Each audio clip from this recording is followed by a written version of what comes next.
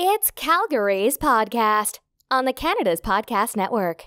Hello, I'm Mario Toneguzzi coming to you with Canada's podcast. Joining me today is Paul Van Ginkel, who is an artist in the city of Calgary. Thanks for joining us, Paul. I got a question for you that I don't know how difficult this might be, but you've painted a lot of paintings over the years. What has been your all-time favorite and why? Boy, that's a tough question, Mario. I've been a full-time artist for 35 years, and I've painted over 2,000 paintings, probably about 2,200 now. Every painting I complete and I sign, I need to be proud of it to put it into the marketplace, but it doesn't mean I want to keep it. But every now and then a painting comes along that I want to keep, or I can't anticipate or imagine it not being with me, so I hang on to it.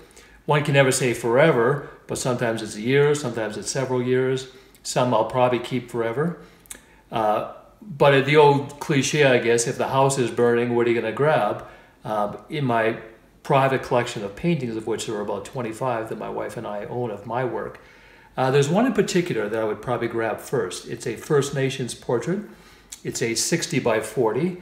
It's a really raw, technically and aesthetically image of a warrior, but there's an expression on his face that is so calming and so peaceful and so noble, and I call the painting "In Need of Nothing."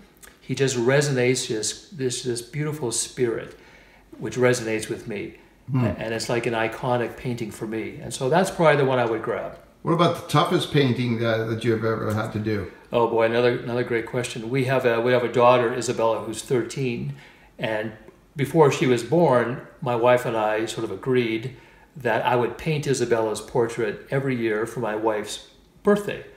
And so now there are 13 of those paintings done. And those are, in a sense, the hardest to do because they're so emotional, because it's our little girl, and I want to make her proud. I want to make my wife proud because it's a gift to Kristen. I want to be proud of it, partially because it hangs in our home. So it hasn't come a point yet where Isabella has said, "Daddy, stop painting me." She's quite proud of them so far, and the collection is growing. Okay, what's the most expensive painting you've ever sold, and to who? The most expensive painting I ever sold was only a couple of months ago at my Calgary Stampede exhibition. It was a 60 by 80 inch oil painting of a scene from the Calgary Stampede Trail 2005. There are 160 horses in it and 9 cowboys on horseback. I call it my magnum opus. It's the most significant painting I've ever done. It took the most time I ever spent on one painting, close to 3 weeks. And it was the very first painting I sold opening out of the Stampede for $50,000.